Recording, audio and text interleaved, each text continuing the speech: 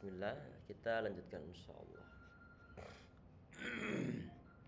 Saat misalnya ditanya apakah memang umat manusia itu ataupun seorang anak secara mutlak dia itu harus mentaati ataupun harus mendapatkan ridho kedua orang tua secara mutlak. Artinya nggak ada tawar menawar, apapun misalnya perintah orang tua, apapun kehendak orang tua, asalkan kemudian orang tua ridho, apakah secara otomatis nanti Allah Subhanahu wa taala akan ridho?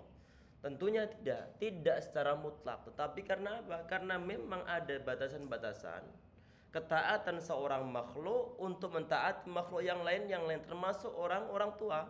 Artinya bagaimana kalau misalnya perintah orang tua, keridhaan orang tua kok isinya bertentangan dengan suatu aturan syariah, maka keridhaan tersebut tidak perlu untuk diambil. Tidak perlu untuk diambil. Artinya ada seorang tua yang dia perintah untuk berbuat suatu kemungkaran, nyuruh anaknya yang perempuan untuk menanggalkan jilbabnya. Maka bagaimana? Maka si anak perempuan walaupun toh nanti misalnya orang tua dia murka karena anak perempuannya ini dia tidak mau nuruti perintahnya, tidak mau untuk menuruti perintah orang tuanya, orang tua perintah untuk meninggalkan jilbab, si anak perempuannya dia nggak mau sehingga orang tuanya kemudian dia murka. Apakah kemudian Allah Subhanahu wa taala juga akan murka? Tentunya tidak. Karena ini tidak bersifat mutlak. Kemutlakan ataupun ke ruang lingkup ridhonya Allah yang terletak pada ridho orang tua adalah di saat keridhaan tersebut tidak ada unsur bertentangan dengan syariah agama Islam. Dasarnya apa? Dasarnya adalah sebagian di antara ayat Allah SWT ma'atan wa in jahadaka litusyrika bima laysa laka bihi ilmun fala tuti'huma. Ini dasar yang bersifat umum. Jika kedua orang tua kalian memaksa kalian untuk berbuat suatu kemusyrikan kepada Allah Subhanahu wa taala, fala tuti'huma, yang kalian tidak ada unsur pengetahuan di dalamnya, fala tuti'huma, maka kalian janganlah mentaati mereka berdua. Artinya bagaimana? Kalau ada perintah orang tua, dia itu perintahnya kok bertentangan dengan suatu unsur syariah untuk musyrik, untuk berbuat kemaksiatan kepada Allah Subhanahu wa taala, maka janganlah kalian mentaati mereka berdua.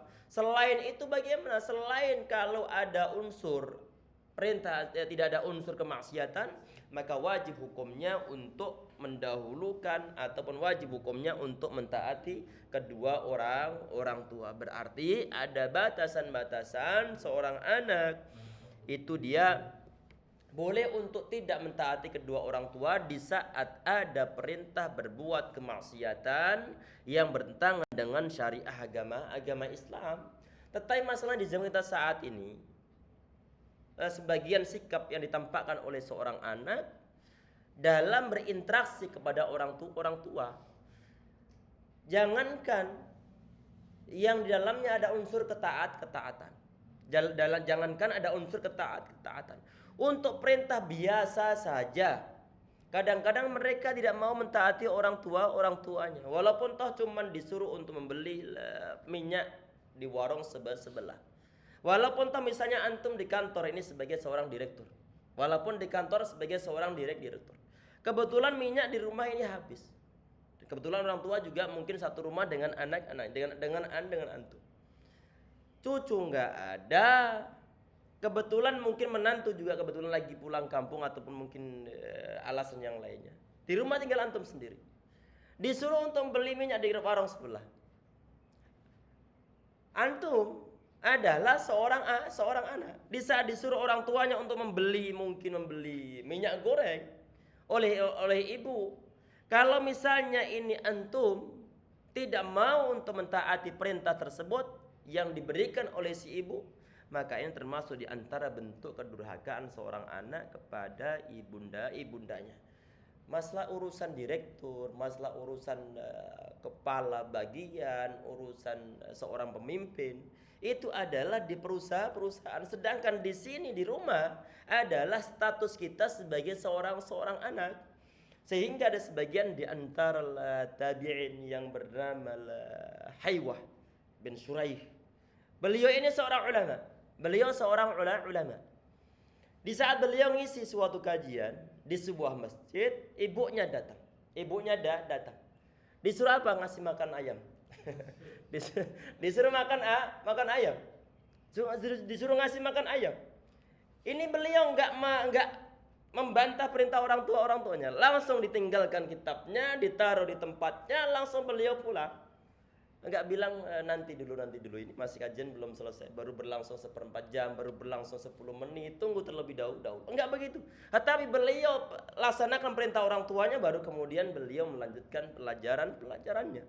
Ini adalah contoh-contoh yang ditampakkan oleh para ulama, sikap mereka terhadap orang tua. Karena kenapa? Kalau sampai ada goresan dalam hati mereka karena sikap anaknya, karena perkataan anaknya terhadap orang tua, karena mungkin tingkah laku anaknya terhadap orang tua, maka kalau sudah sampai nanti menimbulkan suatu goresan, luka dalam hati mereka, maka bagaimana mungkin kita mendapatkan suatu ridho dari Allah Subhanahu wa taala? Karena ridho Rabbi fi ridhal walid. Karena ridhonya Allah Subhanahu wa taala, ridho Rabb itu adalah terletak pada ridho kedua orang tua. Ridho walid ini yang perlu untuk kita gapai. Khawatir jangan-jangan dalam hati mereka ada sakit hati dari sikap kita. Oke lah, mungkin di saat kita masih SMA dulu, masih bengal-bengalnya. Kalau sekarang ini kita sudah tua, sudah usia 40 tahun, sudah usia 35 tahun, sudah usia 30 tahun, kok masih mungkin kadang-kadang kita sudah punya anak. Kadang-kadang kita mendapatkan suatu di saat misalnya anak kita. Di saat anak kita. Anak kita bantah perintah kita, anak usia 10 tahun, 11 tahun, 12 tahun. Kita nyuruh sesuatu yang dilaksanain apa? Kita nyuruh mereka untuk belanja, misalnya disuruh untuk belanja. Habis belanja langsung pulang ya. Entar dia muter kemana? Enggak, padahal ibunya sudah nunggu di rumah, segera sampai di rumah karena mungkin minyaknya diperlukan saat itu, atau mungkin kelapa yang ataupun mungkin santan sudah ditunggu di rumah. Entar dia muter kemana? Kadang-kadang begitu, sehingga hati orang tua merasa enggak enak. Sehingga mestinya kita ini sebagai seorang anak yang sudah punya anak lagi, mestinya bisa mengambil suatu ibrah. Ibrahnya bagaimana? Kalau kita ini yang di saat anak kita yang baru usia 11 tahun, usia 10 tahun, di saat dia tidak melaksanakan perintah kita sebagaimana mestinya, hati kita merasa enggak enak, dan mestinya hal tersebut, sikap itu tidak kita tampakkan terhadap orang tua kita sendiri, sehingga kita berusaha untuk mengikuti perintah kedua orang tua kita. Biar gunanya untuk apa? Untuk mendapatkan ridho mereka. Karena ini sangat susah ini sangat susah. Kalau mungkin zaman kita SMA dulu masih bengal-bengalnya karena kita belum mempunyai seorang anak-anak pun. Karena belum ada suatu ibrah yang bisa kita ambil. Karena belum ada rasa nggak enak ataupun rasa mangkal, rasa sedih, dibuat sedih oleh anak kita sendiri. Karena mereka zaman dulu masih usia SMA, masih labil. Lah, yang sekarang kita sudah punya anak, kadang-kadang kita masih suka untuk membantah orang tua, merasa bahwa pendidikan kita lebih tinggi daripada pendidikan orang tua kita. Ataupun kita merasa lebih berpengalaman daripada orang tua kita. Memang kita mungkin dari segi pendidikan lebih pengalaman dari orang tua kita, tetapi sebagian ataupun dari pengalaman hidup mereka lebih banyak dari kita. Mereka usia 60 tahun, usia 50 tahun, kita baru setengah usia mereka. Ini nggak bisa dipungkiri. Dari pendidikan, dari gelar akademis mungkin kita lebih tinggi daripada mereka. Tetapi siapapun kita, posisi kita saat itu, di saat kita menjadi seorang apapun di jabatan di suatu status sosial, maka kita ada tetap sebagai seorang anak. Sehingga sebagian di antara hadis Nabi Muhammad SAW, ya ikhwah sekalian, di sebagian hadis Nabi Muhammad SAW, di saat ada seorang anak dia itu minta izin kepada Nabi Muhammad SAW untuk diizinkan pergi berperang. Kemudian Nabi Muhammad SAW sebagian di antara hadis beliau mengatakan, fa innal jannata 'inda rijliha. Engkau rawatlah ibunda kalian, ibunda engkau, Karena kenapa? Karena sungguhnya surga itu berada di kaki beliau, di kaki ibunda. Ini hadisnya adalah hadis yang sahih. Ini hadisnya adalah hadis yang sahih. Memang ada sebagian di antara riwayat tentang al-jannah, innal jannah taqta aqdamil ummahat. Ini hadis yang dhaif, lemah. Tetapi untuk perkataan untuk redaksi ilzamha fa innal jannata inda rijliha, ini hadisnya adalah hadis yang sahih. Bahwa surga itu terletak pada kaki ibunda kita. Kita nggak mesti mencium kedua kaki ibunda kita karena sifatnya terlalu dramatis itu. Terlalu dibuat-buat mencium kedua kaki ataupun kedua kaki ibunda. Terlepas dari masalah hukumnya, terlalu dramatis. Kita nggak harus mencium kaki ibu kita. Sedangkan sikap yang kita tampakkan dalam kehidupan sehari-hari kita tidak mencerminkan tentang ketaatan seorang anak kepada orang tuanya. Kadang-kadang kita mungkin sebagian di antara reaksi, kadang-kadang sampai mencium kaki orang tua. Tetapi dalam kehidupan sehari-hari, misalnya ada seorang anak di saat di wisuda, ada unsur dramatisirnya. Apa sebagiannya mencium kedua kaki orang tua. Sedangkan sikap yang ditampakkan oleh seorang anak ini kepada orang tuanya dalam kehidupan dia sehari-hari tidak mencerminkan seorang anak yang berbakti terhadap orang tua. Kita nggak harus mencium kedua kaki orang tua. Yang lebih penting adalah sikap kita taat, kita berusaha untuk mendapatkan ridha mereka. Itu adalah sikap yang benar. Mendapatkan ridha mereka, mendapatkan kasih sayang mereka, mendapatkan mendapatkan ridha mereka. Seharusnya itu yang perlu untuk kita usahakan. Ada sebagian di antara hadis Nabi Muhammad SAW beliau mengatakan al-walidu awsatu abwabil jannah. Jadi ibu ataupun orang tua itu adalah pertengahan pintu surga. Fa in syi'ta fa'adhi dzalikal baba aw ifadhu. Kalau engkau mau maka dapatkanlah, maka engkau jagalah surga tersebut. Kalau engkau mau juga silakan untuk dihilangkan ataupun sia-siakan. Ini adalah merupakan suatu pilihan. Nabi Muhammad SAW beliau telah memberikan suatu jalan, memberikan suatu petunjuk tentang apa? Tentang adanya posisi orang tua ini adalah merupakan suatu pertengahan pintu surga.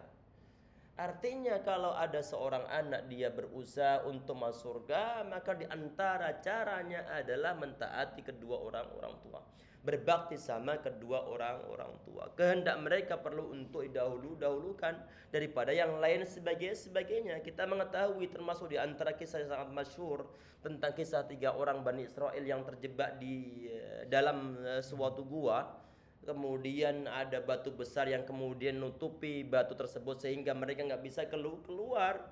Sehingga kemudian salah seorang di antara mereka mengatakan bahwa ini kita nggak mungkin bisa keluar dari pintu gua ini kecuali kalau kita ini menggunakan perantara amal soleh kita untuk minta kepada Allah SWT agar direnggangkan ini pintu gua dari batu-batunya, batu dari pintu gua.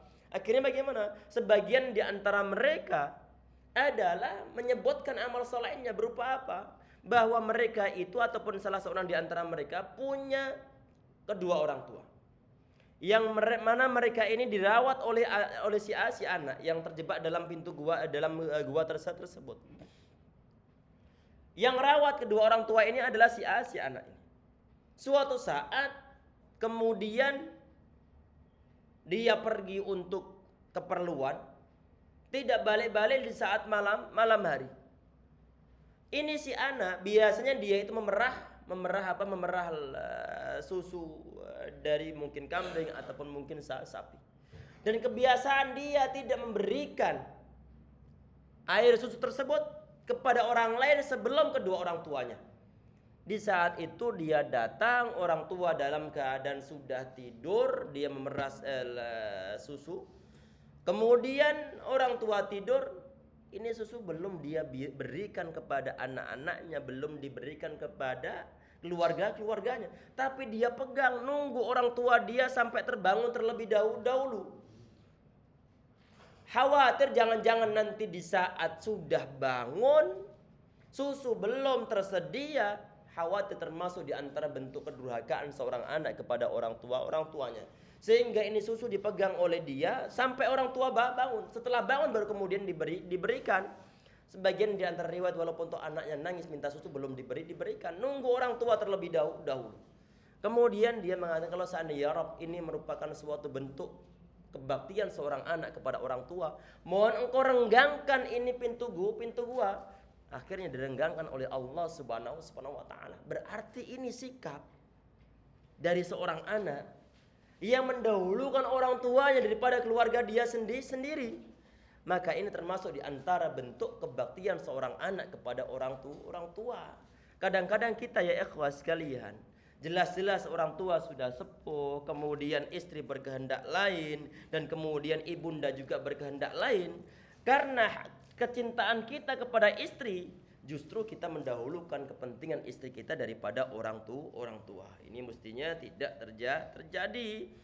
Kadang-kadang kita buat berantem antara ibunda kita dengan istri, kemudian kita membela istri kita. Kadang-kadang juga bukan kesalahan dari orang tua kita. Taib. Kita perhatikan ya ikhwas sekalian insyaallah dirahmati oleh Allah Subhanahu wa taala. Ini adalah merupakan suatu tentang masalah apa? Tentang masalah kecintaan seorang anak kepada orang tuanya. Bakti seorang anak terhadap orang tuanya. Artinya kalau kita memuliakan orang tua kita, insyaallah Allah Subhanahu wa taala akan memuliakan kita semuanya. Tayyib. Kemudian hadis yang berikutnya, ini hadis yang ketiga.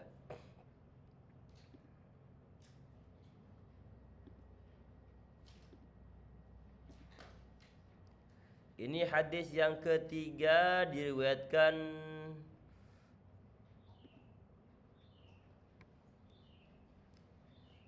oleh Asim bin Bahas bin Hakim an Abi an jaddihi qultu ya Rasulullah. Ini enggak disebutkan siapa nama kakeknya. Yang jelas dia adalah seorang sahabat.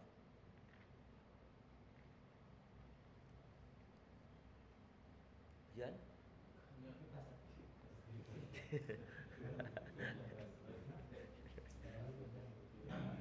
mau berdoa Allah masaiban nafi'an. Nah, ternyata kipas. Ya Rasulullah, man abarru? Ya Rasulullah, siapa orang yang perlu ana berbuat kebaktian ataupun perlu untuk berbakti kepadanya? Kemudian dijawab ummuka, kepada ibumu. Kemudian orang ini nanya lagi, man abarru? Siapa lagi ya Rasulullah? Kemudian dijawab lagi adalah ummuka. Kemudian man abarru? Siapa lagi yang perlu ana berbuat bakti sama dia? Kemudian dijawab Muhammad SAW, ummuka. Qultu man abarru? Kemudian untuk yang keempat kali kemudian abaka tsummal aqrabu fal aqrab. Dalam hadis ini ya ikhwas sekalian dan juga sebagian di antara riwayat Nabi Muhammad beliau ditanya man ahakun nas bi husni sahabati. Ya Rasulullah, orang yang terbaik yang perlu ana berikan sikap yang terbaik yang perlu ana tampakkan itu kepada siapa? Adalah kepada ibu-ibumu. Sampai sekali baru kemudian kepada ayah-ayahmu. Berarti dalam hadis ini tentang adanya kesimpulan posisi ataupun status dari seorang ibu itu adalah berlipat kali dari status seorang ayah. Karena kenapa? Karena tentunya jerih payah dari ibu yang mengandung kita selama 9 bulan 10 hari, yang dia merasakan rasa berat yang semakin bertambah-tambah, semakin bertambah bulan semakin berat kandungannya, dan juga rasa nikmat dia makan terkurangi, rasa nyenyak tidur terkurangi sebab adanya kandungan tersebut. Semakin lama semakin berat. Sakit yang bertambah wahnan ala wahnin. Dan ini enggak dirasakan oleh seorang ayah. Enggak dirasakan oleh seorang suami.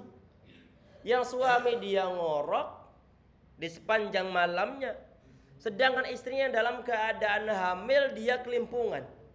Tahu kelimpungan? Kadang miring kanan nggak nyaman, miring kiri juga nggak nyaman, apalagi tengkurap, karena kandungan semakin lama semakin membesar. Ini nggak dirasakan oleh seorang ayah, sehingga di saat ada suatu jerih payah seorang ibu yang dia berusaha untuk mengandung anaknya, kemudian di saat melahirkan juga taruhannya adalah nyawa. Kalau taruhannya nyawa, otomatis sewaktu-waktu di saat seorang ibu dia melahirkan, bisa saja kemudian dia meninggal. Taruhannya adalah nyawa.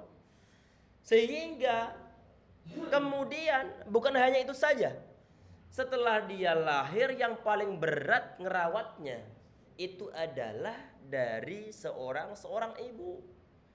Karena kadang-kadang mungkin ayah ini dia masih tidur dengan nyenyak, sedangkan yang nanti begadang malam, di saat anaknya menangis, di saat anaknya rewel, di saat anaknya demam, di saat anaknya pilek, yang paling pusing itu adalah si ibu.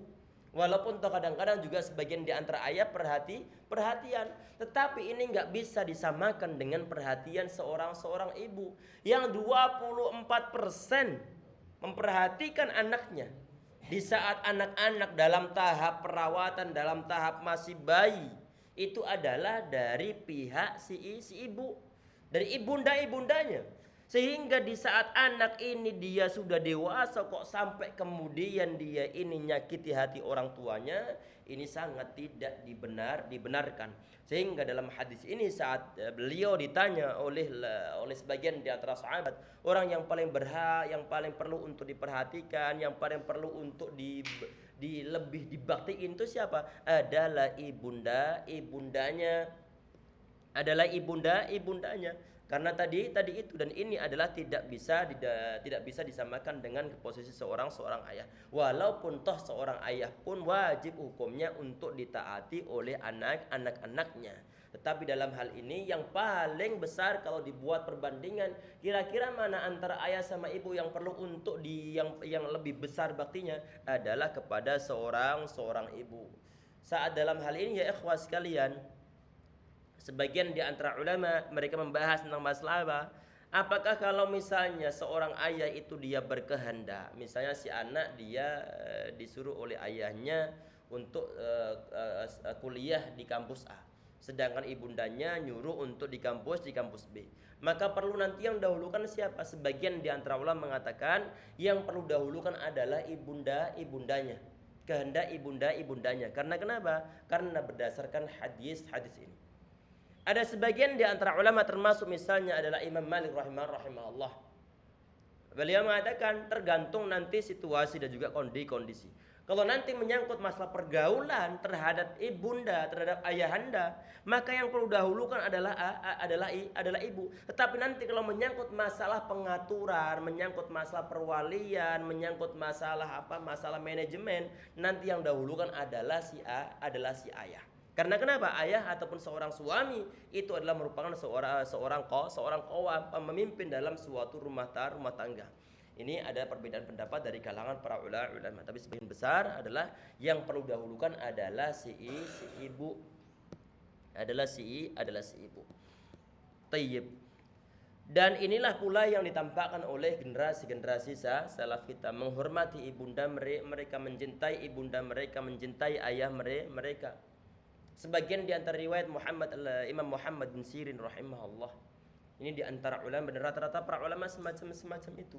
Sikap yang mereka tampakkan terhadap kedua orang tua khususnya adalah kepada ibundanya. Apa itu? Beliau ini Muhammad bin Sirin rahimahullah di saat bicara sama ibundanya, ini kalau orang melihat dan belum pernah melihat, beliau biasanya akan mengatakan bahwa Muhammad bin Sirin beliau adalah orang sakit. Saat kapan ini? Saat beliau bicara sama ibundanya. Ibundanya. Suaranya suara yang lembut, tidak ditampakkan ngangkat suara sama sekali, nggak ditampakkan. Ketawaduan beliau ada terhadap ibundanya. Sehingga bagaimana kalau orang melihat ngira bahwa beliau ini dalam keadaan sakit. Karena kenapa? Biasanya beliau omongnya cukup keras, cukup lantang. Tapi saat beliau berada di hadapan ibundanya, suaranya sangat lembut, suaranya sangat ramah. Sehingga akan dikira bahwa beliau dalam keadaan sakit. Dan beliau sangat jarang makan bareng dengan orang tua satu piring, maksudnya satu piring. Karena kenapa? Karena khawatir nanti. Allah alam, ini pernah kita bahas di pertemuan sebelumnya ataukah tidak. Karena khawatir jangan-jangan nanti di saat beliau mengambil suatu makanan dalam satu nampan bersama ibundanya saat makan, beliau mengambil sesuatu, aslinya ibundanya pengen mengambil sesuatu tersebut. Sehingga bagaimana? Sehingga beliau nggak berani. Khawatir sesuatu yang beliau ambil aslinya mau diambil oleh ibundanya. Khawatir nanti ada unsur membuat ibundanya sedih, membuat ibundanya tersinggung, membuat ibundanya mungkin gak ridho. Inilah yang ditampakkan oleh Al-Imam Muhammad ibn Sirin rahimahullah. Termasuk diantaranya adalah kisah Al-Imam Az-Zahabi rahimahullah. Dan juga ada Imam yang bernama Al-Kuntur, Imam Kuntur. Ini diantara ulama yang diberkahi oleh Allah subhanahu wa ta'ala. Kata beliau sendiri, di saat beliau mau nuntut ilmu syariah, mau pergi ke luar daerah, mau pergi ke luar negara, tapi orang tuanya, tapi ibundanya tidak mengizinkan. Saat ibundanya dia bilang, la takhruj, ente jangan keluar, tungguin ana di sini sampai ana meninggal. Akhirnya bagaimana? Terpaksa beliau dalam keadaan terpaksa, walaupun toh keinginan untuk nuntut ilmu, menggebu-gebu pengen untuk nuntut ilmu syariah agama Islam, tapi berhubung ibundanya ngelarang saat itu dan disuruh untuk udah di negara kita sendiri ataupun di daerah kita sendiri banyak ulama. Akhirnya bagaimana? Beliau tidak pergi keluar daerah, keluar negara, tetap berada di daerahnya. Sampai kemudian ibundanya meninggal, baru kemudian mereka Imam Kuntur juga Imam Zahabi rahimahullah, baru kemudian mereka pergi keluar daerah. Kemudian beliau mengatakan aratul khuruj lil ilmi farafadat ummi fa ata'tuha fa burika li fi dzalika. Ana pengen, kata beliau, untuk nuntut ilmu keluar negara, keluar daerah, tetapi farafadat ummi, tapi ibundaku melarangku, sehingga aku tertahan di sini tidak keluar.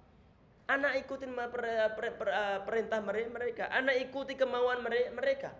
Akhirnya kemudian Allah SWT ngasih keberkahan dalam ilmu yang aku dapatkan. Kita mengetahui siapa Imam Az-Zahabi rahimahullah, ulama termasuk di antara ulama Ahlussunnah wal Jamaah yang keilmuannya masya Allah sangat masyhur. Beliau kitab-kitab beliau juga sangat terkenal di zaman kita saat. Termasuk kitab Syiar Alamun Nubala yang sampai berjilid-jilid, adanya sampai puluhan jilid.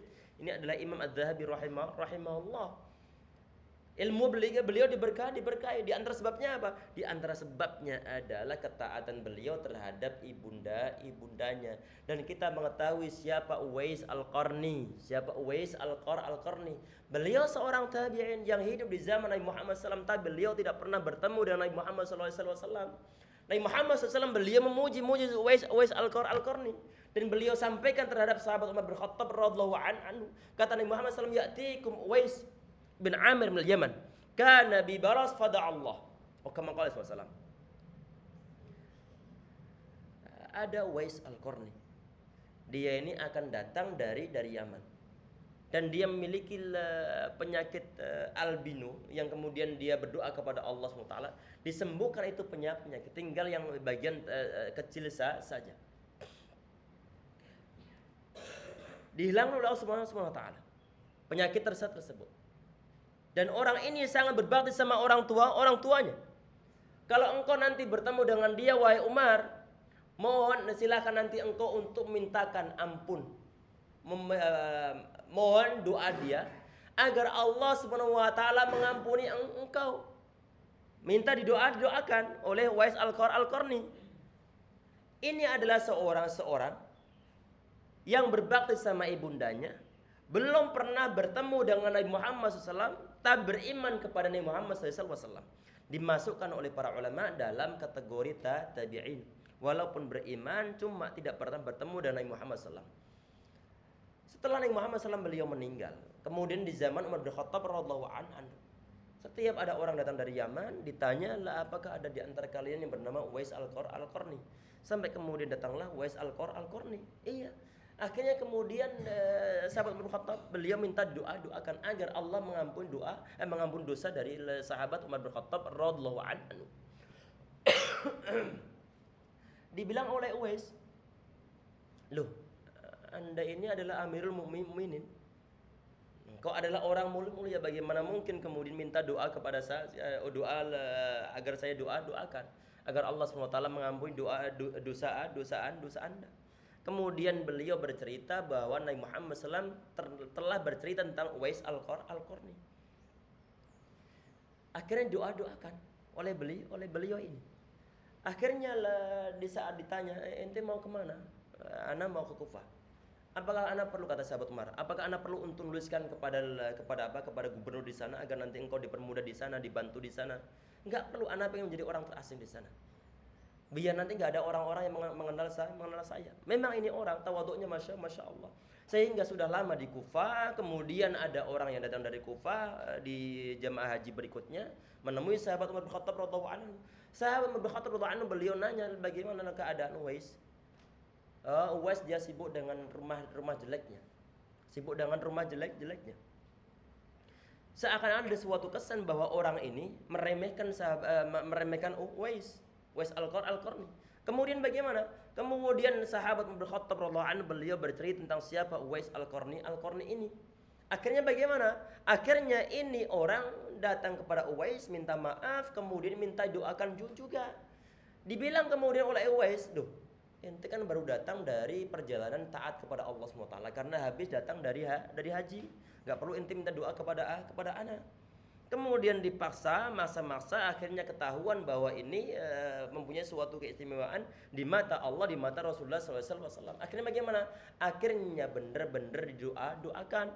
Habis itu tersebarlah tentang Uwais mempunyai suatu keistimewaan di mata Nabi Muhammad SAW, di mata Allah SWT. Akhirnya bagaimana? Akhirnya beliau pindah ke tempat yang lainnya. Pengen tidak dikenal oleh orang-orang di sekitar tempat beliau tinggal saat itu. Ini keistimewaan yang diberikan oleh Allah SWT kepada Uwais Al-Qarni adalah tidak lain dan tidak bukan karena ataupun sebab ketaatan baktinya seorang anak yang bernama Uwais Al-Qarni kepada ibundanya. Masya Allah, ini adalah kisah Uwais Al-Qarni secara singkatnya. Artinya bahwa keistimewaan yang Allah SWT berikan terhadap seorang anak yang dia itu berbakti sama orang tuanya, maka kadang-kadang akan ditampakkan oleh Allah Subhanahu wa taala di mata umat manusia yang lainnya. Semakin dia itu bakti sama orang tua, bakti sama ibundanya, tidak membantah ibundanya, tidak bantah orang tuanya, maka kemuliaan akan ditampakkan oleh Allah Subhanahu wa taala. Semakin dia berbakti, semakin dia muliakan orang tua, maka tingkat perekonomiannya, tingkat kemuliaannya akan ditingkatkan oleh Allah Subhanahu wa taala. Berarti PR untuk kita semuanya adalah kita perlu untuk lebih memperhatikan kedua orang tua, khususnya ibunda. Jadi mereka ini ya ikhwas sekalian adalah orang-orang yang dimuliakan oleh Allah Subhanahu wa taala. Sehingga semakin kita muliakan kedua orang tua, maka nanti orang tua tersebut akan menjadi ridho, sehingga Allah SWT pun dia akan ridho. Sebaliknya di saat ada anak dia durhaka terhadap orang tuanya, maka biasa nanti dia azabnya juga akan ditampakkan oleh Allah Subhanahu wa taala. Memang sebagian di antara azab dari Allah SWT ditampakkan ataupun dibayar cash oleh Allah SWT selama dunia. Apa di antara sebab pelacuran? Pertama, yang kedua adalah sebab durhaka terhadap orang tuanya. Berdasarkan hadis yang sahih tentang kedua hal tersebut. Tayyib. Kita sampai jam berapa? 6. Nah, masih ada waktu insyaallah kita tambah 1 poin lagi. Kemudian kita buka sesi tanya jawab kalau memang nanti ada pertanyaan insyaallah. Kemudian hadis yang berikutnya. Hadis yang keempat. Ini hadis diriwayatkan oleh sahabat Ibnu Abbas radhiyallahu anhu. Ini kata beliau bahwa seorang laki-laki annau atau rajulun faqala inni khatabtu imra'atan fa'abat an tankihani. Kata laki-laki ini yang mendatangi sahabat Ibnu Abbas bahwa telah datang seorang laki-laki. Dia bercerita bahwa dia ini pernah, ini hadisnya juga hadis yang sahih, melamar seorang perempuan. Fa'abad an tankihani. Tapi perempuan tersebut nolak lamarannya. Wa khatabaha ghairi fahabbat an tankihaha. Setelah lamaran laki-laki yang ditolak, datanglah lamaran dari laki-laki yang lainnya. Langsung diterima. Faghirtu alayya faqataltuha. La haula wala quwwata illa billah. Ini laki-laki yang lamaran ditolak. Dia marah, cemburu, akhirnya bagaimana? Si perempuan dibunuh oleh dia. Daripada anak nggak bisa memiliki, lebih baik orang lain juga bisa memiliki. Akhirnya apa? Dibunuh ini perempuan. Fahal liman taubah, kata orang laki-laki ini, apakah ana masih dibuat peluang untuk taubat kepada Allah Subhanahu wa taala? Taib. Sebelum kita kisahkan tentang ini ya ikhwah sekalian, kita perlu untuk menyampaikan terlebih dahulu tentang riwayat singkat siapa sahabat Abbas radhiyallahu anhu. Beliau adalah di antara sahabat yang merupakan sepupu dari Rasulullah SAW. Nabi Muhammad SAW beliau sudah menjadi seorang nabi, sedangkan sahabat Abbas beliau saat itu baru usia sekitar 10 tahun ataupun mungkin 11 tahun. Dan beliau termasuk di antara sahabat yang mendapatkan doa khusus dari Nabi Muhammad SAW. Doa yang berupa apa? Doa yang berupa Allahumma faqih fiddin wa 'allimhu ta'wil. Ya Allah, mohon engkau fahamkan dia masalah urusan agama, dan pohon engkau berikan ataupun ajar kepada dia ilmu ta'wil, yaitu ilmu tafsir. Sehingga di masa-masa mendatang beliau menjadi seorang ahli tafsir. Sehingga sebagian di antara murid beliau ada yang bernama Imam Mujahid. Mujahid adalah murid dari seorang sahabat yang bernama Ibnu Abbas radhiyallahu anhu. Seorang ahli tafsir juga, ahli tafsir. Sehingga sebagian di antara perkataan Al-Imam An-Nawawi rahimahullah tentang Imam Mujahid ini, kata Imam Nawawi rahimahullah, idza ja'aka tafsir an Mujahid fahasbuka bi. Kalau nanti ada suatu tafsir yang datangnya dari Imam Mujahid, fahasbuka bi. Cukup tafsir dari beliau saja, enggak perlu untuk pusing-pusing mencari penafsiran yang lainnya, karena beliau ini adalah murid dari sahabat Abbas radhiyallahu anhu. Baik. Artinya bahwa doa Nabi Muhammad SAW ini dikabulkan oleh Allah SWT tentang masalah doa terhadap sahabat Ibnu Abbas radhiyallahu anhu. Sehingga ada sebagian di antara sahabat yang senior. Ini kalau sahabat Ibnu Abbas, beliau termasuk sahabat yang junior.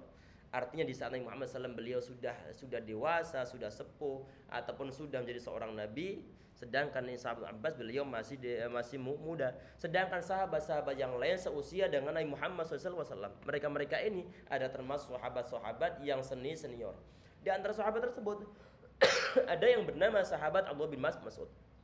Yang mana sahabat bin Mas'ud itu adalah di antara sahabat 4 yang Nabi Muhammad beliau perintah agar kalau mengambil ilmu Al-Quran ambil dari 4 sahabat ini. Siapa di antara sahabat? Abdullah bin Mas'ud radhiyallahu anhu. Sahabat bin Mas'ud radhiyallahu anhu, beliau pernah mengatakan, "Lau anna ibn Abbas adraka asnanana."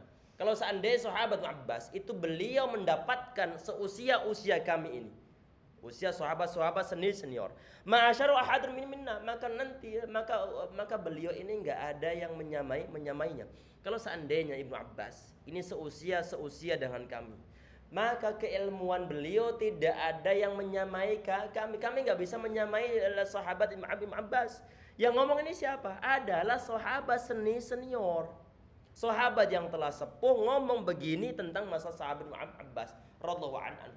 Artinya beliau ini adalah seorang sahabat yang walaupun toh usianya usia yang muda, tapi beliau sangat terkenal saat keilmuan yang termasuk khususnya di antara termasuk ilmu tafsir, sehingga di zaman sahabat Umar bin Khattab radhiyallahu anhu, yang mana di zaman beliau para sahabat-sahabat senior dijadikan sebagai satu majlis ataupun majlis surah dengan sahabat Umar bin Khattab, sedangkan yang paling muda itu adalah sahabat Abbas radhiyallahu anhu.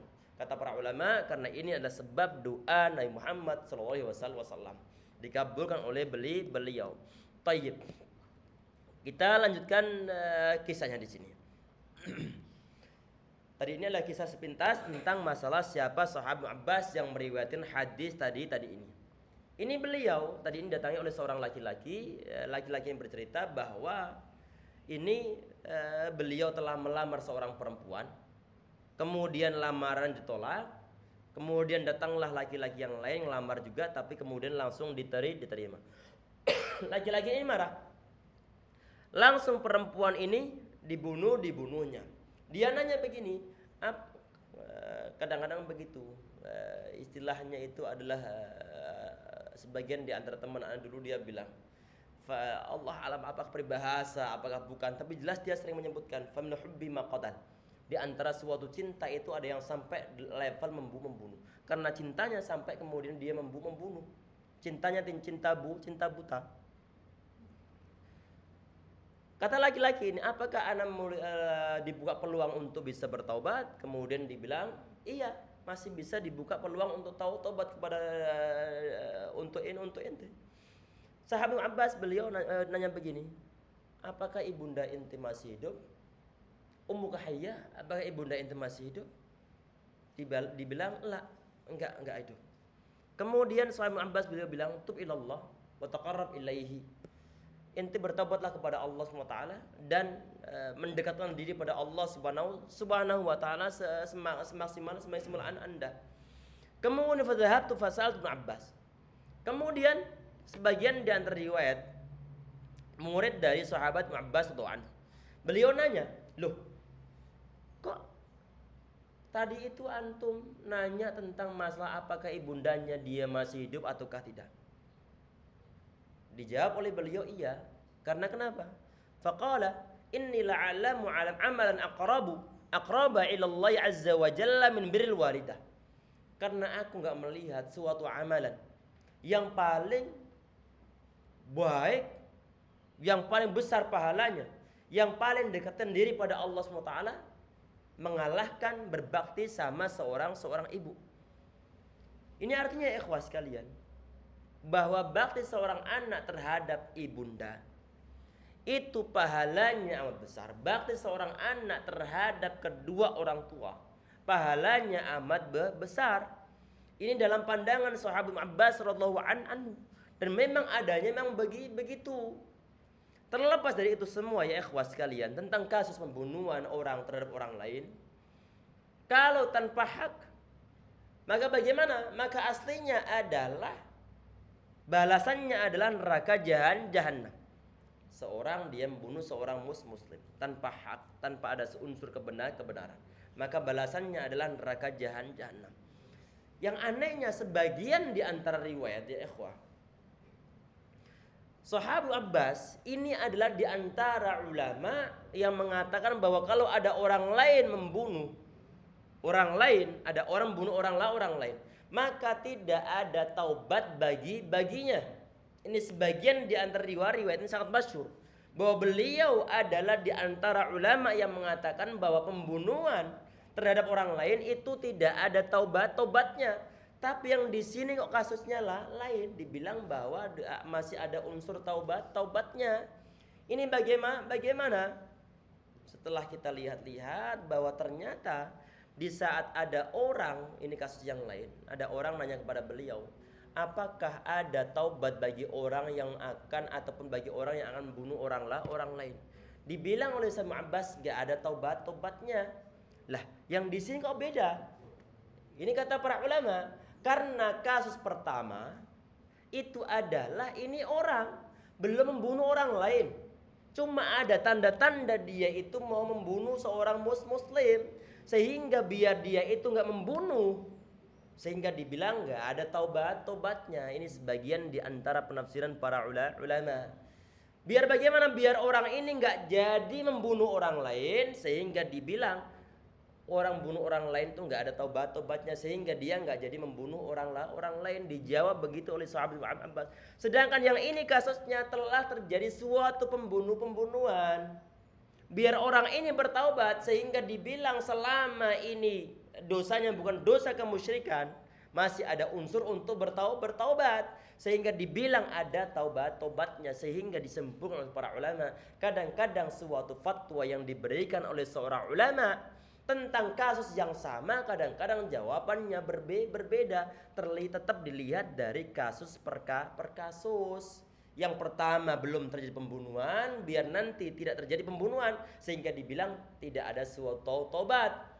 Sedangkan yang kedua sudah terjadi suatu pembunuhan, dan orang ini mau bertaubat kepada Allah Subhanahu wa taala, sehingga diberikan suatu petunjuk tentang amalan yang paling dekatkan diri kepada Allah Subhanahu wa taala itu apa? Dalam bentuk tobatnya adalah berbakti sama seorang ibunda. Tentang masalah ini, tentang masalah pembunuhan, ini masih pembahasan yang panjang aslinya. Cukup kita cut sampai di situ dulu insyaallah. Ini adalah hadis yang keempat. Sebelum kita tutup, barangkali ada yang ingin ditanyakan terlebih dahulu, silahkan.